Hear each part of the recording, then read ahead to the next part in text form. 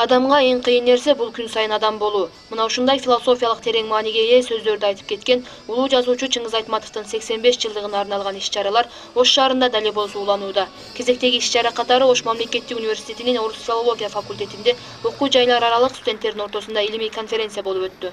Познакомить вас с регламентом работы нашей конференции. Итак, на пленарное заседание заявлено 5 докладов.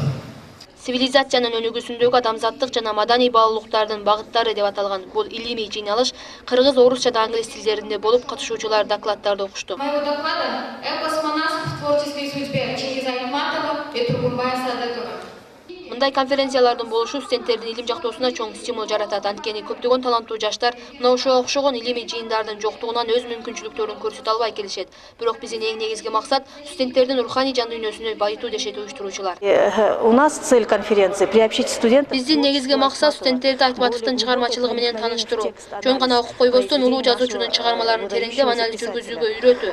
Мындай конференциялар студенттерге чоң таасир берет деп ойлойм. Анан жан дүйнөсүн гана байытпастан адабият тармагында илим жактагандарга чоң жардам берет. Ал эми бүгүнкү окулган докладдардын топтому китеп болуп жарыкка чыкмакчы. Прививаем навыки для дальнейшего развития студентов в области науки. Конференцияга тилчи, адабиятчы студенттер гана эмес, кесиби экономист, финансисттер да доклад окуп, Айтматовдун жаштар үчүн орду чоң экендигин тастыкташты.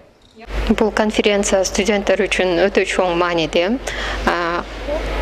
Чыңгыз Айтматов кыргыздын гана жазуучусу эмес, бардык бүткүл элдин жазуучусу болгондуктан конференцияга студенттер аябай активдүү катышты. Мен Чыңгыз Айтматовдун ааламын кайрадан өзүмө ачтым. Бул конференцияга келген себебим Чыңгыз Айтматовдун өмүр баянын, анын жазган чыгармаларын кайрадан билүү жана анын чыгармаларын ушунчалык жазган чыгармаларын мировой аренада кандай окулуп жатканын билүү. Ушул Ош социалдык университетинен келгем. Бул жерде бир гана Ош мамлекеттик социалдык университет эмес, бардык университеттер аралык болгон себептүү башка студенттердин да ойлорун билүү жана аны терең билүү максатында келдим десем болот. Бул конференциянын ээлери студенттер болду деген мугалимдер баары болуп 80ден ашуун доклад тапшырылганын айтышат. Ош шаарындагы гана окуу жайларга чакыруу баракчалар таркатылганына карабастан, Жалал Абад, Баткен жана Бишкек шаарындагы окуу жайларда окуган студенттер өз докладдарын жиберишкен.